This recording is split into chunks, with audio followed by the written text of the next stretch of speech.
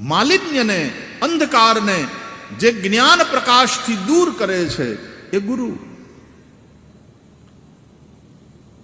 ગુરુ ખાલી ધારણ કરી લો ને એના નામની કંઠી પહેરી લો એનાથી નથી પૂરું થતું ભાલા. એનાથી શરૂ થાય એનો વાંધો નહીં, પણ એનાથી પૂરું નહીં થાય. ગુરુ તો એ જે જ્ઞાનનો પ્રકાશ કરે. ગુરુ પોતે જ જ્ઞાન સ્વરૂપ થઈ જાય, જ્યોતિ સ્વરૂપ થઈ જાય.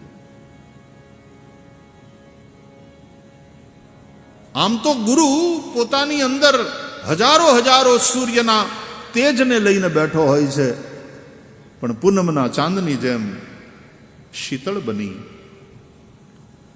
અને શિષ્યો ઉપર અનુગ્રહ કરે. એટલે ગુરુ પૂર્ણિમા કે વ્યાસ પૂર્ણિમા, ગુરુ દીપક ગુરુ ચાંદણો, ગુરુ બિન ઘોર અંધાર.